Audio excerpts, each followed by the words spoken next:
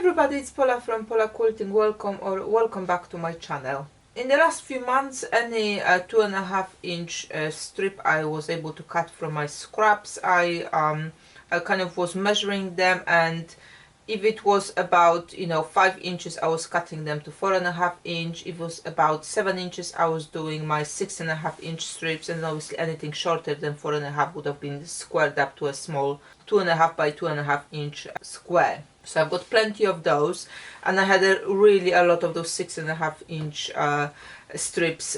So I thought, as a my warm-up session before I start doing anything else, I decided to make some fence rail blocks, and I've got quite a few of those. I think I should have enough now ready to put in some Linus quilt. The Linus quilts I'm making, unless hospital got specific requirement, and recently I've showed you how to make a small neonatal one with using random strips.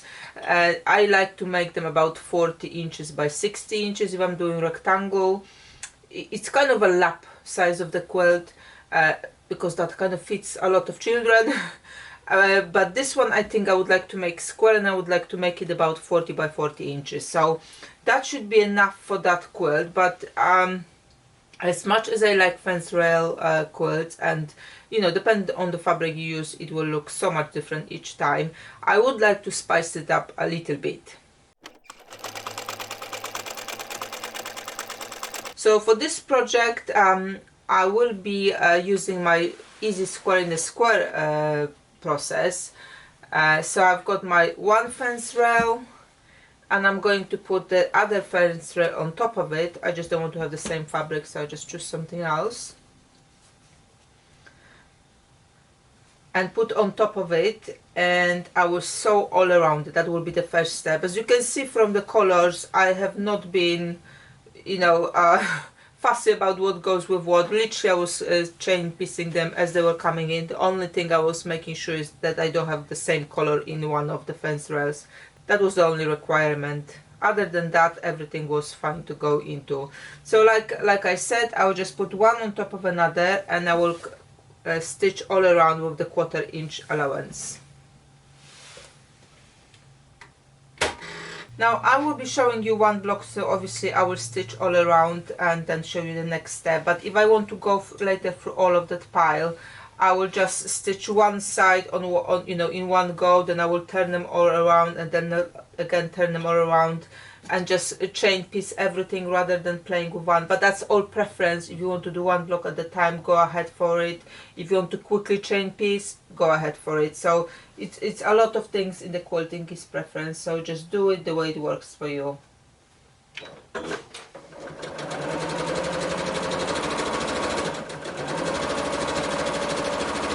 When you get to the end here, if you go to the very end, that's fine. You just turn around and start sewing this way. If you want to pivot, that's as well fine. Again, it depends on your skills and your preference.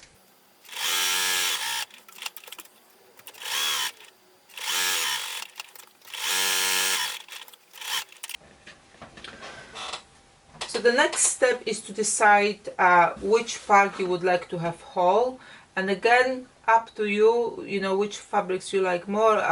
Let's say I've decided this one is not so pretty like the other one, so that's the one I will be now cutting into. For that part you will need a ruler and a pen. I'm just using normal pen. I want to draw a line between my corners, both direction, but I'm not going with the corner of the block, I'm going with the corner of the stitches. So this is where I kind of turned around, or where my two threads going from both directions meet. And that's where I'm drawing my line.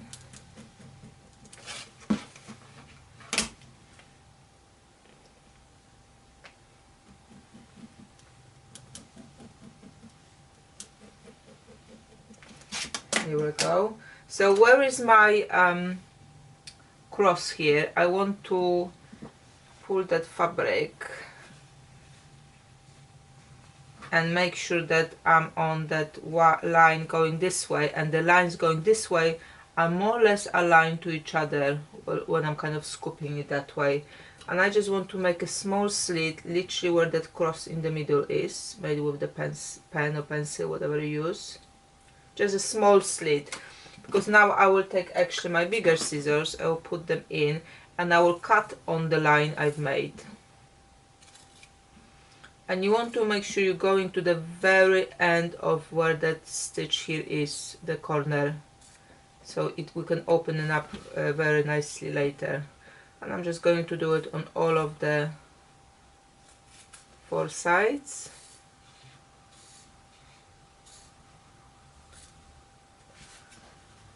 You don't have to be very precise with cutting those lines here, but you want to go to the very tip.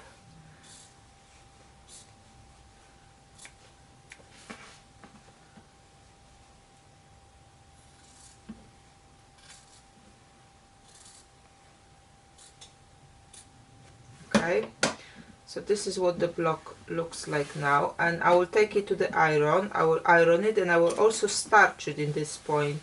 If you've seen my previous videos, you know I like to use the spray starch before I'm squaring up the blocks, because it just makes it easier to keep the block in check. So what the size is going to be. So we have started from 6.5 inch squares, and I'm thinking I should be able to square up to 8.25. I think I should have it nicely done here. I'm just checking what's the distance between that tip here and tip here, and that is 8.25. So that's how much I would like to square it up. Now depends what your fence rail were, what size, or you know what allowances were here. You may have not had like proper 6.5 inch, may have been 6.25. So how you want to square up, literally just measure it. And even if you cut off that tip here more deeper, because you go in deeper with the squaring, that's fine too. It just will look a little bit different than mine, but it will make a nice block too. So don't over stress that part. Just square them up so you feel comfortable that they are all nice and you know, squares rather than wonky rectangles. So what I will do first, I will stitch, you know, few more, so I can do that bit of the squaring up in one go on few, and we'll pop them on the design wall, see how they look and whether there's something else I would like to add to it or not.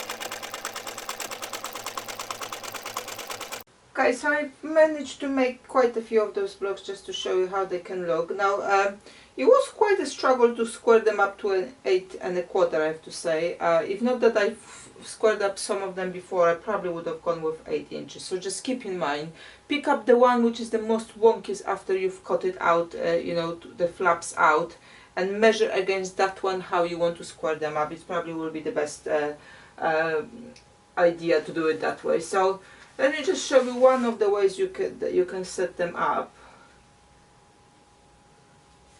So here that inside of the fence rail is going in the same direction,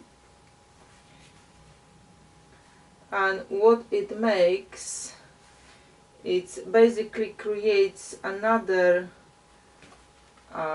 fence rail here in the middle, which will be like quite shattered here because it will be from, you know, plenty of the different fabrics, but it's going you know, opposite direction than the main block. So that's looking fairly nice. Let me just put some more just to give you more of those blocks.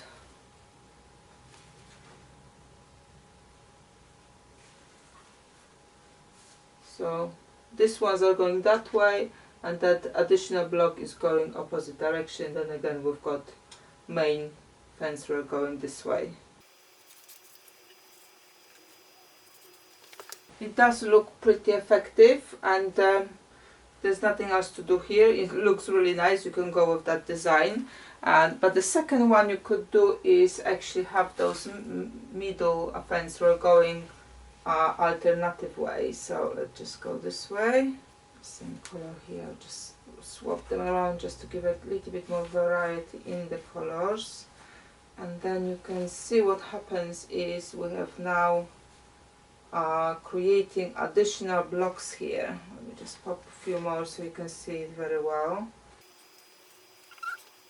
So with going on the main block in opposite direction, now I've got this one which kind of got all of those spikes going together, and then I've got a square in a square, shattered square in the square layout here. So that gives us additional design in it. And if you think about, you could possibly maybe put a sashing in between each four, on this one or on this one.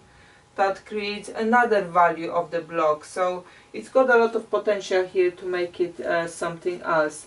Now I was thinking what else could I possibly do to maybe add to the design, but actually but I actually quite like it the way it came out. I was thinking that I could maybe snowball here, and that, you know, if I use the same color, that will create another, like a small square in a square. Absolutely, we can do that, no problem at all. But I like this layout where they're going and creating either square or that like a shattered square here.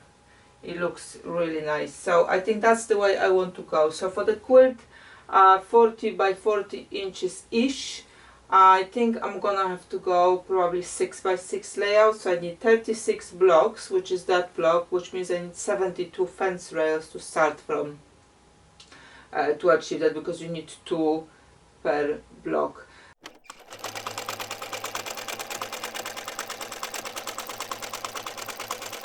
Thank you for joining me today for this quick tutorial on spiced fence rail. I hope it gives you some ideas how you can use this method. Obviously inside this, you know, you may have something else rather than fence rail, so you can mix up some other blocks.